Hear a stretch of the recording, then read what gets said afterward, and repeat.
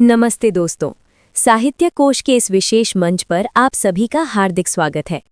आज हम हिंदी साहित्य की उस मशाल को थामने जा रहे हैं जिसकी चमक दशकों बाद भी फीकी नहीं पड़ी। हम बात कर रहे हैं राष्ट्र कवि रामधारी सिंह दिनकर जी की अमर रचना रश्मि रथी की। रश्मि रथी यानी सूर्य की किरणों वाला रथ। ये केवल एक काव्य नहीं बल्कि महाभारत के सबसे उपेक्षित, सबसे दानवीर और सबसे शक्तिशाली योद्धा सूर्यपुत्र कर्ण के स्वाभिमान, संघर्ष और उनकी अडिग वीरता की महागाथा है। अक्सर हम इतिहास को विजेताओं की नज़र से देखते हैं, लेकिन रश्मि रथी हमें उस योद्धा की नज़र से इतिहास दिखाती है जिसने अपनी जाति, अपने कुल और अपनी नियति से लड़कर खुद को महानायक साबित किया। हमने तय किया है कि हम इस महान महाकाव्य का पूरा पाठ करेंगे, लेकिन जल्दबाजी में नहीं बल्कि गहराई के साथ।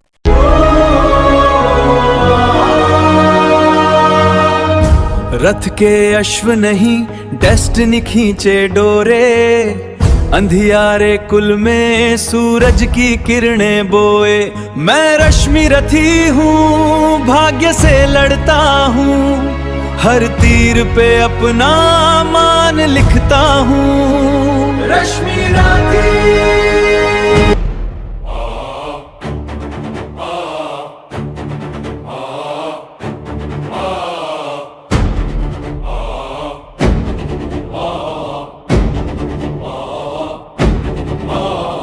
संगठित यागी 49 मरूद कर्ण के द्राण में छाए हो, या कुपित सूर्य आकाश छोड़ नीचे भूतल पर आए हो। अद्धवारण में हो गरज रहा धनु लिए अचल राले यवान, या महाकाल बन टूटा हो भू पर ऊपर से गरुत्मान।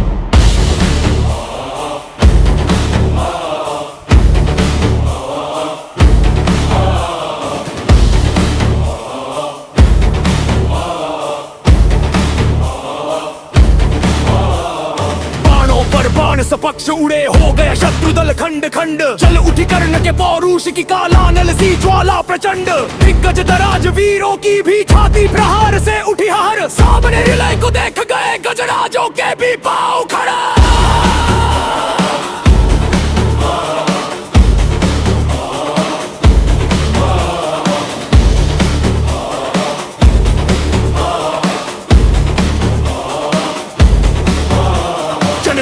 जीवन पर कराल दुर्मद कृतांत जब कर्ण हुआ, पांडव सेना का हिरास देख के शव का बदन विवर्ण हुआ। सोचने लगे छूटेंगे क्या सबके रिबन, आज ही प्राणा सत्य ही नहीं, क्या है कोई इस कुपित प्रलय का समाधान।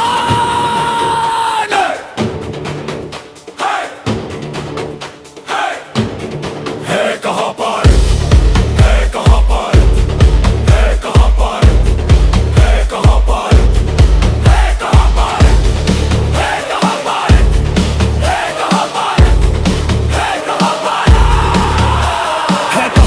है कहां पार्थ राधे गरजता था क्षण क्षण, करता क्यों नहीं प्रकट होकर अपने कराल प्रतिभट से रण। क्या इन्हीं मूलियों से मेरी रणकला निबट रह जाएगी, या किसी वीर पर भी अपना वह चमत्कार दिखलाएगी। हो छिपा जहां भी पार्थ सुने, अब हाथ समेट लेता हूँ, सबके समक्ष द्वैरथ रण की मैं उसे चुनौती देता हूँ। हिम्मत हो तो वो बड़े यूं से निकल जरा सम्मुख आए, दे मुझे जन्म का लाभ और साहस हो तो खुद भी पाए। पर चतुर पार्थ सारथी आज रथा लग नचाए फिरते थे, कर्ण के साथ द्वैरथ रण से शिष्य को बचाए फिरते थे। चिंता थी एक अग्नि कराल, यदि धीरजत युद्ध में छूटेगी, पार्थ का निधन होगा, किस्मत पांडव समाज की फूटेगी।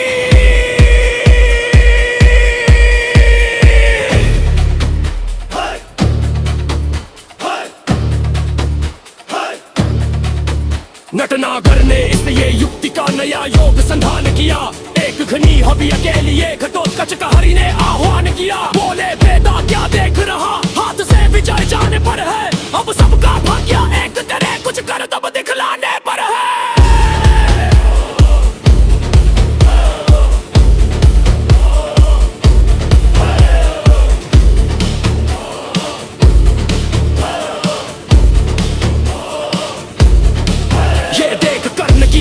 वृष्टि कैसे कराल झड़ लाती है, गो के समान पांडव सेना भय विकल भागती जाती है। दिल पर भी भूमि न कहीं खड़े हो जहां लोग सुस्थिर क्षण भर सारी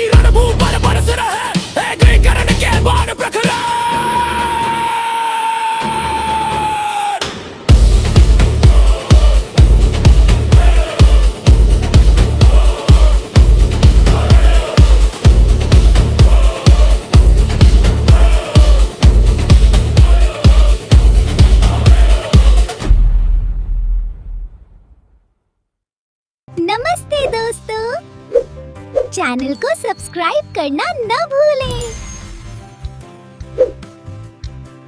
ख्वाबों की दुनिया, लफ्जों का जहां, मिलता है सब कुछ यहाँ पे, हाँ यहाँ। ज्ञान का सागर अनमोल मोटी है, हर पन्ने पे एक नई रोशनी होती है। ये है आपका साहित्य कोश। साहित्य कोश, दिल को दे सुकून, रूह को संतोष। रूह को संतोष। इस सफर में जुड़ने के लिए चैनल को सब्सक्राइब कीजिए।